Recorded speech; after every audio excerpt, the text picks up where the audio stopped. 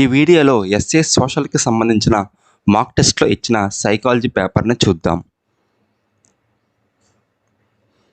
బుద్ధిమాంద్యం ఈ వయసులోపు బహిర్గతం అవుతుంది.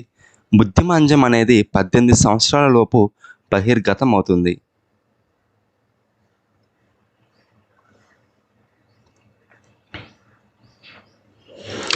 ఎరిక్సన్ ప్రకారం 5వ మనోసాంఘిక వికాస దశ దీనికి చెందుతుంది. ఎరిక్సన్ ప్రకారం 5వ మనోసాంఘిక వికాస దశ దీనికి చెందుతుంది. ఎరిక్సన్ మొత్తం మనకి 8 వికాస దశలను చెప్తారు కదా. మొదటి దశ పూర్వ శైశవ దశ, రెండవ దశ ఉత్తర శైశవ దశ, మూడవ దశ క్రీడా దశ, నాలుగవ దశ పాఠశాల దశ,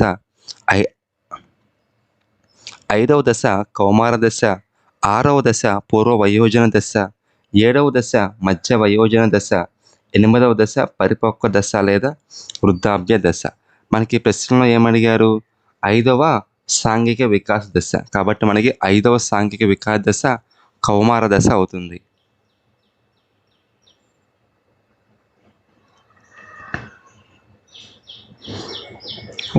ఒత్తిడి సంచలనంతో కూడిన వయస్సు.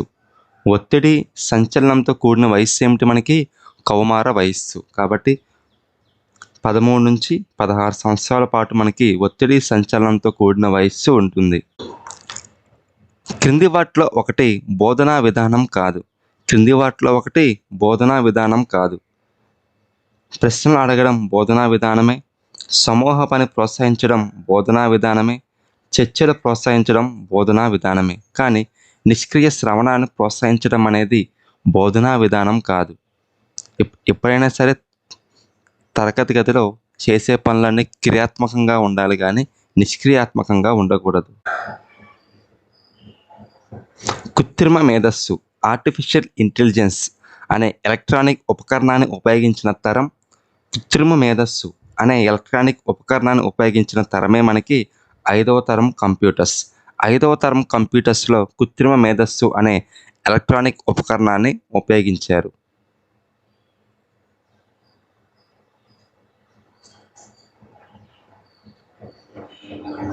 క్రింది వానిలో అంతర్దృష్టి అభ్యసనమునకు చెందనిది. క్రింది వానిలో అంతర్దృష్టి అభ్యసనానికి చెందనిదేమిటి?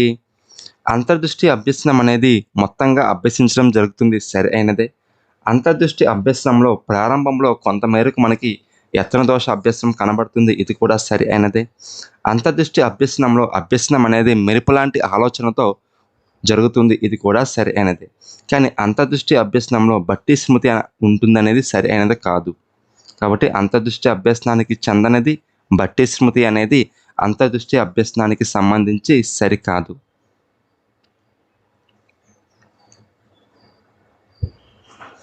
మూడు నుంచి 8 సంవత్సరాల పిల్లలకు NEP 2020 సూచించిన బోధనా పద్ధతి ఏమిటి? 3 నుండి 8 సంవత్సరాల పిల్లలకు NEP 2020 సూచించిన బోధనా పద్ధతి ఆట మరియు కుర్చాధార పద్ధతి. ఆట మరియు కుర్చాధార పద్ధతి.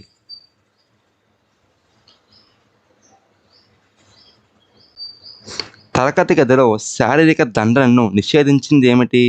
తరగతి గదిలో శారీరక దండనను నిషేధించినదేమిటి?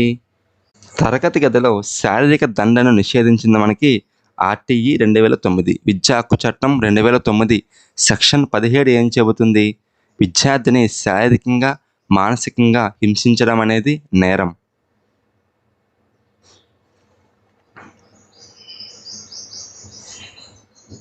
గాత్ర సంగీతం నేర్చుకున్న వ్యక్తి వాయిద్య సంగీతం సులువుగా నేర్చుకోవడం ఈ క్రింది బదలాయింపుకు చెందినది. ప్రశ్నలోనే ఇచ్చాడు కదా, గాత్ర సంగీతం నేర్చుకోవడం వల్ల ఆ తర్వాత నేర్చుకున్న వాయిద్య సంగీతం ఏమైంది? సులువుగా వచ్చింది. సులువుగా వచ్చేసింది కాబట్టి అది ఏమవుతుంది? మనకి అనుకూల అభ్యసన బదలాయింపు అవుతుంది.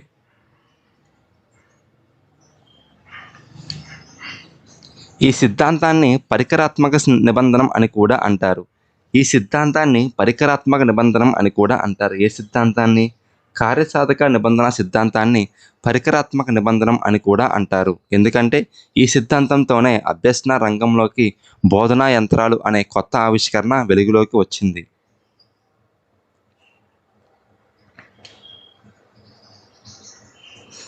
వ్యక్తిలో పరిసరాల ప్రభావం ఏ దశ నుండి ప్రారంభమవుతుంది? వ్యక్తిలో పరిసరాల ప్రభావం అనేది మనకి జనన పూర్వ దశ నుండే ప్రారంభమవుతుంది. కాబట్టి వ్యక్తిలో పరిసరాల ప్రభావం మనకి జనన పూర్వ దశ నుండే ప్రారంభమవుతుంది.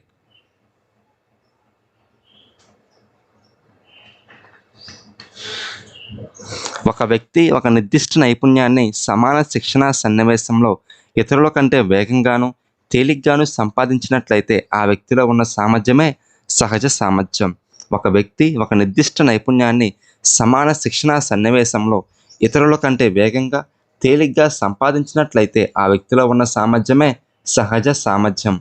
సహజ సామర్థ్యం అనేది మనకి పుట్టుకతోనే వస్తుంది. శిక్షణ ద్వారా ఇంకా అభివృద్ధి చెందుతుంది.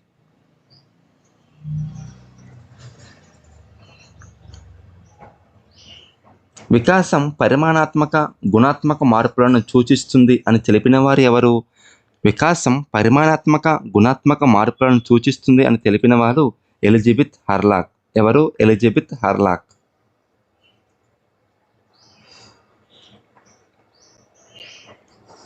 పర్సోనా అనే పదం ఏ భాష నుంచి తీసుకోబడింది? పర్సోనా అనే పదం లాటిన్ భాష నుండి తీసుకోబడింది. పర్సోనా అంటే అర్థం ముసుగు అని అర్థం.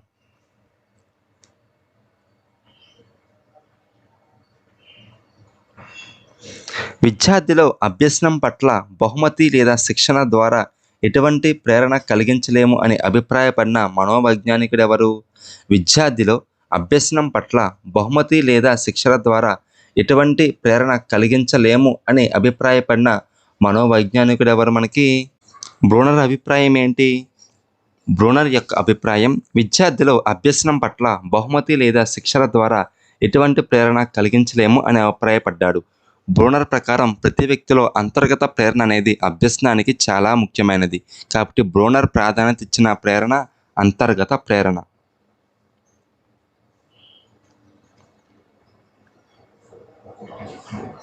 పజిల్ బాక్స్లో ఎలుక దీపం వెలిగినప్పుడు మేట నొక్కి ఆహారం పొందడాన్ని నేర్చుకుంది. ఇది ఏ సిద్ధాంతం అవుతుందండి మనకి? కార్యసాధక నిబంధనం. ఏమిటది? కార్యసాధక నిబంధనం. పజిల్ బాక్స్లో ఎలుక దీపం వెలిగినప్పుడు మేట నొక్కి ఆహారం పొందడాన్ని నేర్చుకుంది. ఇది మనకి కార్యసాధక నిబంధనం.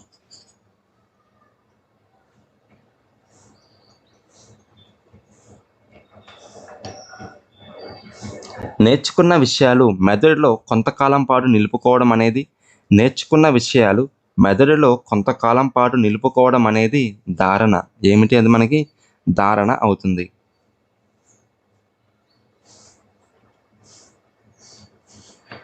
శిశువులో మొట్టమొదటి ముద్దు పలుకులతో ప్రారంభమైన భాషా వికాసం క్రమంగా సంభాషణగా మారి పిదప సంక్లిష్టమైన భాషాభివృద్ధికి దారితీస్తుంది. ఇది దేనికి ఉదాహరణ? శిశువులో మొట్టమొదట ముద్దు పలుకులతో ప్రారంభమైన భాషా వికాసం క్రమంగా సంభాషణగా మారి పిదప సంక్లిష్టమైన భాషాభివృద్ధికి దారితీస్తుంది. ఇది దేనికి ఉదాహరణ? వికాసం అనేది ఒక ఖచ్చితమైన నమూనాను అవలంబిస్తుంది.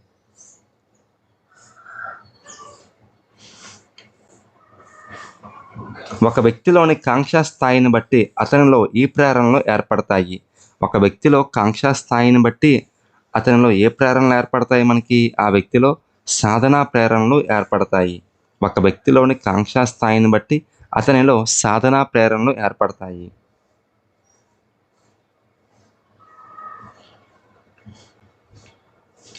క్రింది వానిలో ఉత్తర బాల్య దశకు చెందని మరొక పేరేమిటి? ముఠా వయస్సు అంటే ఉత్తర బాల్య దశ, అనుకరణ వయస్సు అంటే ఉత్తర బాల్య దశ, క్రీడా వయస్సు అంటే మనకి ఉత్తర బాల్య దశ. కానీ వ్యాకులత వయస్సు అని మనం కౌమార వయస్సును అంటాం. వ్యాకులత వయస్సు, కౌమార వయస్సు.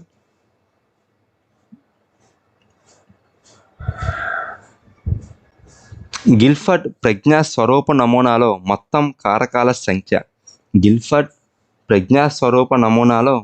కారకాల సంఖ్య ఎంత మనకి? గిల్ఫర్డ్ యొక్క ప్రజ్ఞా స్వరూప నమూనాలో మొత్తం కారకాల సంఖ్య 5x5x6. కాబట్టి మొత్తం మనకి ఎన్ని వస్తాయి? కారకాల సంఖ్య 150.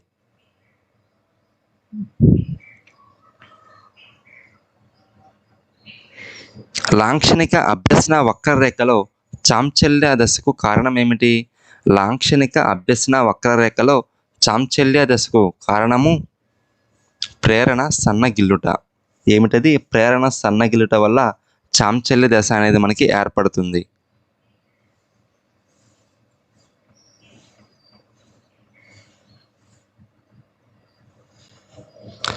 అత్యంత హానికరమైన కంప్యూటర్ వైరస్.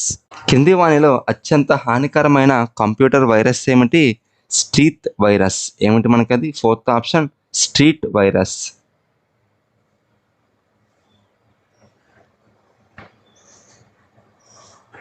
పిల్లలు భాషను నేర్చుకోవడానికి అనువైన అంతర్గత సామర్థ్యంతో జన్మిస్తారు అని చెప్పిన శాస్త్రవేత్త ఎవరు? పిల్లలు భాషను నేర్చుకోవడానికి అనువైన అంతర్గత సహజ సామర్థ్యంతో జన్మిస్తారని చెప్పింది నోమ్ చామ్స్కీ. ఎవరు? Noam Chomsky.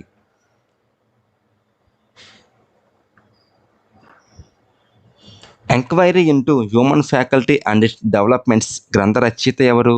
Enquiry into human faculties and its development గ్రంథ రచయిత గాల్టన్. ఎవరు మనకి? గాల్టన్.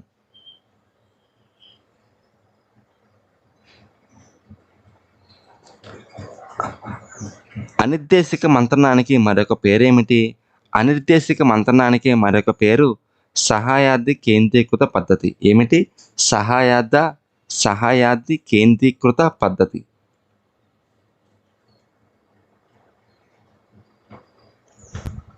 వీటిలో స్మృతిని పెంచే పద్ధతి కానిది ఏమిటి మనకి? ప్రేరణ, అభిరుచి, అవధానం అనేవి స్మృతిని పెంచే పద్ధతులు అయితే ఎక్కువ భావోద్వేగానికి లోను కావడం అనేది స్మృతిని పెంచే పద్ధతి కాదు. కాబట్టి ప్రేరణ, అభిరుచి, అవధానం అనేవి స్మృతిని పెంచే పద్ధతులు.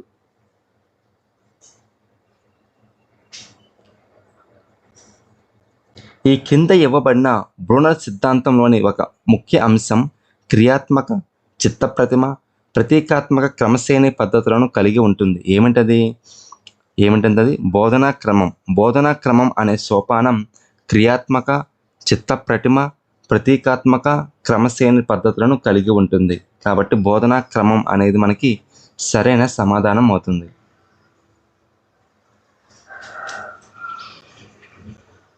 ఒక ఉపాధ్యాయుడు తన విద్యార్థులకు ఒక పుష్పాన్ని చూపించి వాటిలోని భాగాలు గురించి ఆలోచించమని చెప్పడం అనేది ఏమిటి మనకి?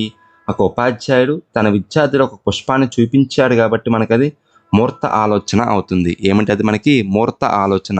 ఒక వస్తువును చూపించి దాని గురించి ఆలోచించమన్నారు కాబట్టి మూర్త ఆలోచన. చివరి ప్రశ్న. థార్న్డైక్ ప్రతిపాదించిన ఈ సూత్రాలలో అత్యంత ప్రధానమైన సూత్రం ఏమిటి? థార్న్డైక్ ప్రతిపాదించిన 3 కదా. ఏంటి? సంసిద్ధతా నియమం, అభ్యాస నియమం, ఫలిత నియమం. అత్యంత ప్రధానమైనది మనకి సంసిద్ధతా నియమం. కాబట్టి అత్యంత ప్రధానమైనది సంసిద్ధతా నియమం, అత్యంత విలువైనది ఫలిత నియమం. దీంతో మనకి ఎస్ఏ సోషల్కి సంబంధించిన మాక్ టెస్ట్లో ఇచ్చిన సైకాలజీ పేపర్ చూడడం జరిగింది. తర్వాత మనం ఎస్ఏ మ్యాథ్స్కి సంబంధించిన సైకాలజీ పేపర్ని చూద్దాం. పేపర్ 2 మ్యాథమెటిక్స్కి సంబంధించిన ఆంధ్రప్రదేశ్ ప్రభుత్వం మాక్ టెస్ట్ను రిలీజ్ చేసింది. ఆ రిలీజ్ టెస్ట్లో సైకాలజీకి సంబంధించిన ప్రశ్నలను చూద్దాం. ప్రేరణకు సంబంధించి సరి అయినది కాని ప్రవచనం. కింది వాటిలో ప్రేరణకు సంబంధించి సరి కానిది. ప్రేరణ అభ్యసనానికి రాచబాట అన్నాడు, సరి అయినదే. ప్రేరణ గమ్యం వైపు నడిపించే ప్రక్రియ అన్నాడు, సరి అయినదే. ప్రేరణ వ్యక్తి అవసరాలతో ముడిపడి ఉంటుంది అన్న అది కూడా సరి అయినదే. కానీ సెకండ్ ఆప్షన్ చూడండి. ప్రేరణ అనేది అభ్యసన వేగాన్ని నిరోధిస్తుంది అన్నాడు. కానీ ప్రేరణ అనేది అభ్యసన వేగాన్ని ఉత్సాహపరుస్తుంది లేదా ప్రోత్సహిస్తుంది కానీ నిరోధించదు. కాబట్టి ప్రేరణకు సంబంధించి సరికాని స్టేట్మెంట్ సెకండ్ ఆప్షన్. ప్రేరణ అనేది అభ్యసన వేగాన్ని నిరోధించదు. ప్రేరణ అనేది అభ్యసన వేగాన్ని పెంచుతుంది.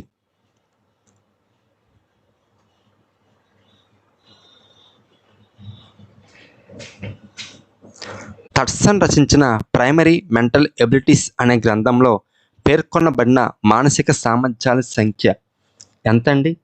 థట్సన్ మానసిక సామర్థ్యాల సంఖ్య ఎంత అన్నాడు? 7. కాబట్టి థట్సన్ ప్రకారం మానసిక సామర్థ్యాల సంఖ్య 7. ఆ సామర్థ్యాలు ఏమిటి మనకి? శాబ్దిక సామర్థ్యం, సంఖ్యా సామర్థ్యం, ప్రాదేశిక సామర్థ్యం, ప్రత్యక్షాత్మక సామర్థ్యం, పద ధారాళత సామర్థ్యం, స్మృతి సామర్థ్యం, వివేచన సామర్థ్యం. మొత్తం 7 రకాల మానసిక సామర్థ్యాలు ఉంటాయని థట్సన్ తాను రచించిన ప్రైమరీ మెంటల్ ఎబిలిటీస్ అనే గ్రంథంలో పేర్కొన్నారు.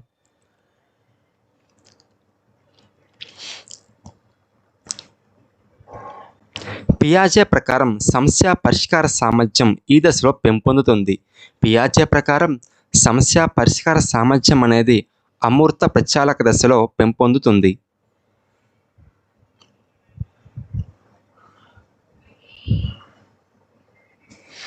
ఎంహెచ్ఆర్డి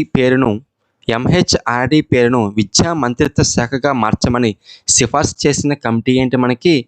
కస్తూరి రంగన్ కమిటీ. కస్తూరి రంగన్ కమిటీ సిఫార్సుల మేరకు ఎంహెచ్ఆర్డి అనే పేరును విద్యా మంత్రిత్వ శాఖగా మార్చారు. ప్రవర్తన అనుభవాల శాస్త్రమే మనోవిజ్ఞాన శాస్త్రమని నిర్వచించింది ఎవరు?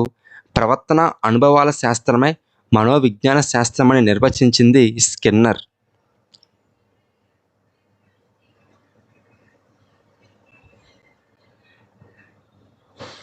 క్రింది వానిలో విద్యార్థుల అభ్యసనాన్ని ప్రభావితం చేసే సాంఘిక కారకం కానిది?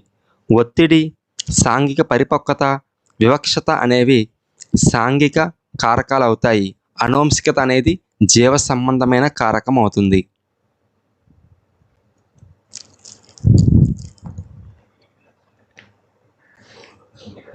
నిష్పాదనను మదింపు చేయడంలో ఇమిడి ఉన్న రంగం ఏమిటి? ప్రస్తుతం మనకి 3 రంగాలు ఉన్నాయి కదా: జ్ఞానాత్మక రంగం, భావవేశ రంగం, మానసిక చలనాత్మక రంగం. నిష్పాదనను మదింపు చేయడంలో ఉపయోగిస్తున్న రంగం జ్ఞానాత్మక రంగం. కాబట్టి జ్ఞానాత్మక రంగానికి సంబంధించిన ప్రశ్నలే మనకి ఇవ్వడం జరుగుతుంది. దాని ద్వారా ఒక వ్యక్తి యొక్క నిష్పాదనను మదింపు చేయడం జరుగుతుంది.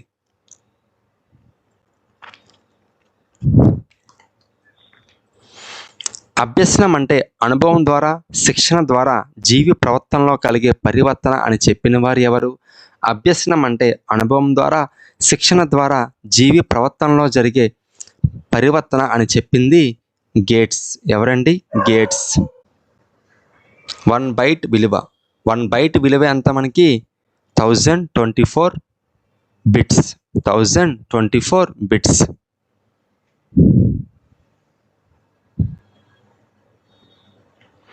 ఒక విద్యార్థి తన డిగ్రీ పూర్తి చేసిన తర్వాత తగిన వృత్తి ఎంపిక కొరకు కావలసిన మార్గదర్శకత్వం ఏమిటండి? డిగ్రీ పూర్తయిన తర్వాత తగిన వృత్తి ఎంపిక కొరకు కావలసిన మార్గదర్శకత్వమే ఔపయోగిత మార్గదర్శకత్వం. దాన్నే ఔద్యోగిక మార్గదర్శకత్వం అని కూడా అంటారు.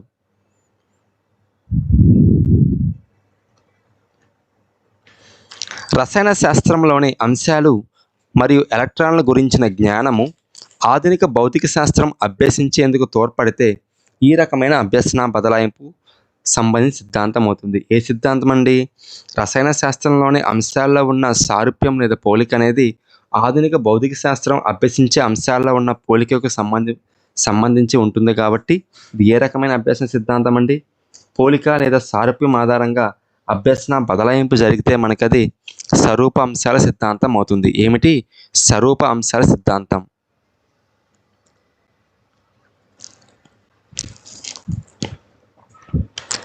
ప్రత్యక్ష ప్రక్రియలో 5 దశల్లో మొదటి దశ. ప్రత్యక్ష ప్రక్రియలోని 5 దశల్లో మొదటి దశ ఏమిటి మనకి? మొట్టమొదటి దశ మనకి ఉద్దీపనల స్వీకరణ. రెండవ దశ ఉద్దీపన ఎన్నిక. మూడవ దశ వ్యవస్థీకరణం లేదా నిర్వహణ. నాలుగవ దశ వ్యాఖ్యానించడం. ఐదవ దశ ప్రతిస్పందించడం. కాబట్టి ప్రత్యక్ష ప్రక్రియలోని 5 దశలు ఏమిటి మనకి? ఉద్దీపన స్వీకరణ, ఉద్దీపన ఎన్నిక, వ్యవస్థీకరణం లేదా నిర్వహణ, వ్యాఖ్యానించడం, ప్రతిస్పందించడం.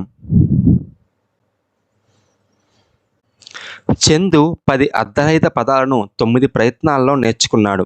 వారం తర్వాత మరలా అదే పదాలను 6 ప్రయత్నాల్లో నేర్చుకున్నాడు. చందు పొదుపు గణన ఎంతండి? మనకి పొదుపు గణనకి ఫార్ములా ఏంటి?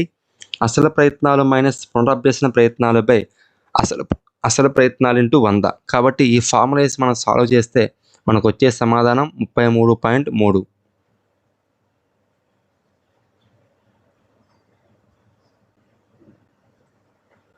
పెరుగుదలకు సంబంధించి సరికాని ప్రవచనం. క్రింది వాటిలో పెరుగుదలకు సంబంధించి సరికాని ప్రవచనం ఏమిటి? పెరుగుదల పరిమాణాత్మకం సరి అయినదే. పెరుగుదల భౌతిక మరియు బాహ్య స్వరూపం సరి అయినదే. పెరుగుదల అనేది పరిపక్వత చెందగానే ఆగిపోతుంది, ఇది కూడా సరి అయినదే. పెరుగుదల క్రియాత్మకం అన్నాడు, పెరుగుదల అనేది క్రియాత్మకం కాదు. కాబట్టి పెరుగుదలకు సంబంధించి సరికాని ప్రవచనం పెరుగుదల అనేది క్రియాత్మకం కాదు.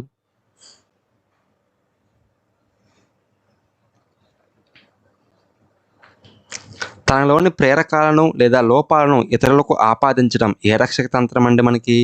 ఏ రక్షక తంత్రం? ప్రక్షేపణం. ప్రక్షేపణం అనే రక్షక తంత్రంలో ఏం చేస్తారు? ఒక వ్యక్తిలోని ప్రేరకాలను ఇతరులకు ఆపాదిస్తారు. అదే ప్రతిగమనం అంటే ఏమిటి? ప్రతిగమనం అంటే చిన్నపిల్లవారిలా ఏడవడం. దమనం అంటే ఏమిటి? కావాలని మర్చిపోవడం. ఉదాత్తీకరణం అంటే ఏమిటి? సంఘ వ్యతిరేకమైన పనులను సంఘం ఆమోదించే విధంగా చేయడమే ఉదాత్తీకరణ.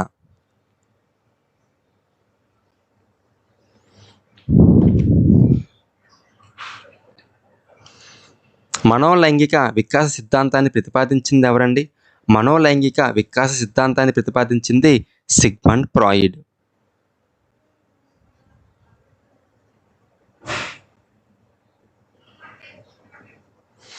సమూహంలోని సభ్యుల అభిప్రాయాలకు, భావాలకు విలువనిచ్చే నాయకత్వ రకం ఏమిటి? సమూహంలోని సభ్యుల అభిప్రాయాలకు, భావాలకు విలువనిచ్చే నాయకత్వ రకమే ప్రజాస్వామ్య నాయకత్వం.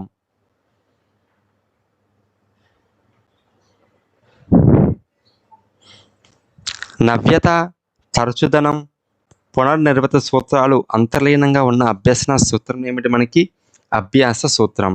సంసిద్ధత నియమం, అభ్యాస నియమం, ఫలిత నియమం అనేవి మనకి యత్నదోష అభ్యసన సిద్ధాంతం యొక్క అనువర్తనాలు.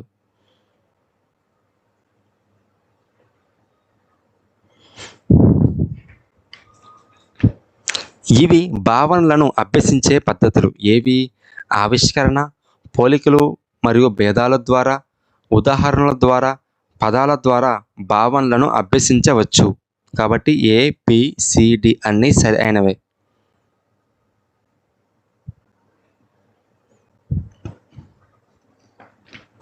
క్రింద ఇవ్వబడిన బృంద సిద్ధాంతంలోని ఒక ముఖ్య అంశం క్రియాత్మక, చిత్తప్రతిమ, ప్రతీకాత్మక క్రమశ్రేణి పద్ధతులను కలిగి ఉంటుంది. ఏమిటది? బోధనా క్రమం అనేది బృంద సిద్ధాంతంలోని క్రియాత్మకత, చిత్తప్రతిమ, ప్రతీకాత్మకత క్రమశ్రేణి పద్ధతులను కలిగి ఉంటుంది.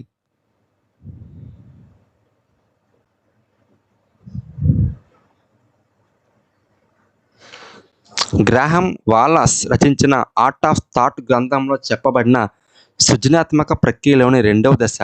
మొత్తం మనకి ఎన్ని దశలు ఉంటాయండి? 4 దశలు ఉంటాయి.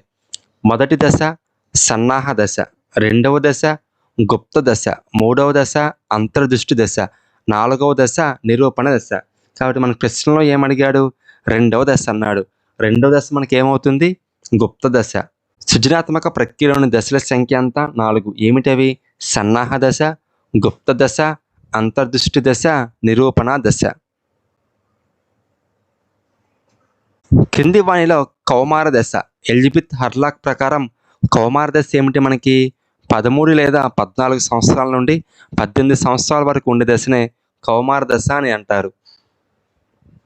అభ్యసన వైకల్యం అనే భావనను పరిచయం చేసింది ఎవరు? అభ్యసన వైకల్యం అనే భావనను పరిచయం చేసింది శామ్యూల్ కిర్క్. ఎవరు? Samuel Kirk. క్రింది వాటిలో ఓఈఆర్ఎస్కు చెందనిదేమిటి? క్రింది వాటిలో ఓఈఆర్ఎస్కు చెందనిదేమిటి? మొత్తం మనకి ఎన్ని ఉంటాయండి? 5 R'లు ఉంటాయి అన్నమాట. ఏమిటవి? Retain, reuse, revise, remix, redistribute. కింది వాటిలో మనకి రివర్స్ అనేది లేదు కదా. మొత్తం ఎన్ని? మనకు 5. ఏమిటవి? ఫస్ట్ మనకు ఉండేది ఏమిటి? Retain, reuse, revise, remix, redistribute. కాబట్టి సంబంధించినది ఏంటి? థర్డ్ ఆప్షన్ రివర్స్ అనేది ఓఈఆర్ఎస్కు సంబంధించినది. ఆర్టీఈ 2009 ప్రకారం బయట పిల్లలుగా ఈ వయసు వారిని పరిగణిస్తారు. ఏ వయసు వారిని పరిగణిస్తారు? 6 నుంచి 14 సంవత్సరాల మధ్య ఉన్న బాలికలను బయట పిల్లలుగా పరిగణిస్తారు ఆర్టీఈ యాక్ట్ 2009 ప్రకారం.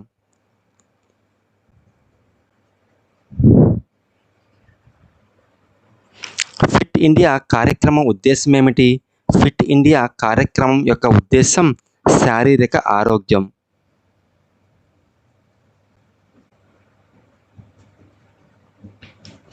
హెడ్బార్డ్ ప్రకారం పాఠ్య పథకంలో మొదటి సోపానం ఏమిటి? హెడ్బార్డ్ ప్రకారం పాఠ్య పథకంలో మొదటి సోపానం సన్నాహం. మొత్తం హెడ్బార్డ్ పాఠ్యపథక సోపానాలు ఎన్ని మనకి? 6. ఏమిటవి? సన్నాహం, సమర్పణ, సంసర్గం, సాధారణీకరణం, అన్వయం, పునర్విమర్శ. కాబట్టి మొట్టమొదటి సోపానం సన్నాహం. బహుళ ప్రజ్ఞా సిద్ధాంతాన్ని ప్రతిపాదించింది ఎవరు? బహుళ ప్రజ్ఞా సిద్ధాంతాన్ని ప్రతిపాదించింది గిల్ఫర్డ్. టర్నర్ సిండ్రోమ్ వల్ల అవకాశం ఉండే వైకల్యం ఏమిటి? టర్నర్ సిండ్రోమ్ వల్ల అవకాశం ఉండే వైకల్యం అభ్యసన వైకల్యం. భారతదేశంలో మొట్టమొదటి జాతీయ విద్యా విధానాన్ని రూపొందించిన సంవత్సరం ఎప్పుడు? భారతదేశంలో మొట్టమొదటి జాతీయ విద్యా విధానాన్ని రూపొందించిన సంవత్సరం 1968వ సంవత్సరం. ఎప్పుడు? 1968వ సంవత్సరంలో ఒకటి, 1986లో ఒకటి, 2020లో ఒకటి జాతీయ విద్యా విధానాలు రూపొందించారు.